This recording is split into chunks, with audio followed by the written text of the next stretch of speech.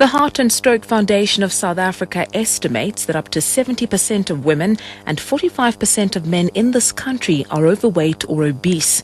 It says these are risk factors for many diseases such as heart attacks, strokes, diabetes and cancer.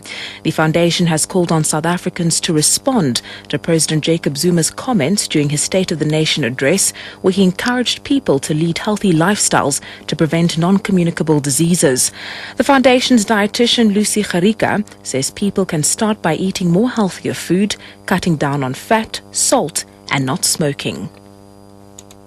We're all at risk, regardless of where we come from, where we live, what we earn. A lot of people believe that because they're young, they're not at risk, but we're all at risk. So for an ordinary person, the main things that we can try and remember when it comes to a healthy lifestyle is eating a healthy diet, being physically active, so exercising, and not smoking. There are many ways to live a healthy lifestyle that don't cost more money. We all know how to save, and when we're going into shops, to look out for things like specials, buying fresh produce when it is in season.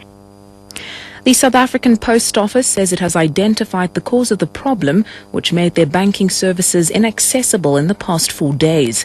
Hundreds of customers were turned away as a result of a system failure at Postbank's footprint. Spokesperson Kulani Koma says their services are likely to be back later tonight. It appears now we actually know exactly where the problem is and actually how to actually crack it. As I'm talking to you, we're throwing every hour and minute of the day to sorting out the problem so that our customers can then start utilizing the services. Optimistically, the services should be back on by later tonight. Angry communities have blockaded the road with burning tires between Kanyamazane and Pinar outside Nelspruit in Mpumalanga. They're demanding water and want speed humps to be erected on the roads. The residents claim that speeding vehicles knock down pedestrians almost every week. They also allege that they've been without water for the past week. This is not the first time that the residents of these two townships blockaded the road over the same issues. In other news, the Treatment Action Campaign has called on government not to rush into withdrawing infant formula milk at healthcare facilities without the provision of antiretroviral drugs for positive mothers. The country is working on a policy that supports exclusive breastfeeding by HIV-positive mothers to prevent infecting their babies. This after studies have shown that the risk of transmitting HIV during breastfeeding can be reduced significantly by providing ARVs to mothers or their infants. Government has already stopped providing infant formula to positive moms in other provinces. Nonkosi Kumalo, the chairperson of TAC, says currently mothers living with HIV are encouraged to exclusively breastfeed, yet they're not on ARVs.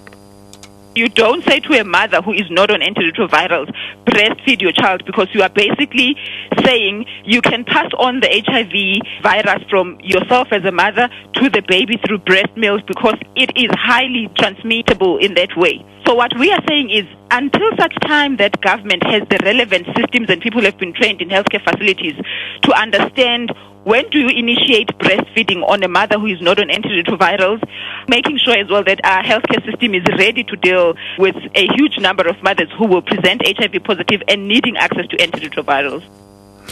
The presidency says President Jacob Zuma will make an important announcement in Pretoria this afternoon. Finance Minister Pravin Gordhan and Reserve Bank Governor Jill Marcus will be present. The announcement will come just 2 days after Zuma's 2012 State of the Nation address, in which he pledged increased infrastructure spending to quicken job creation. The last time the presidency called an emergency briefing was to announce the departure of Lesetja Kganyago as head of the National Treasury to take up the position of Deputy Governor at the bank. Further afield, the former president of Ghana, John Kofu, has warned that the situation in the Sahara region of Africa is very serious, with drought affecting 12 million people. Kofu says he fears the lessons of the recent famine in Somalia had not been learnt. People seem always late to move till they see death, where the effort to save the situation should be continuous and ongoing, and the resources to put together shouldn't wait till there's an emergency.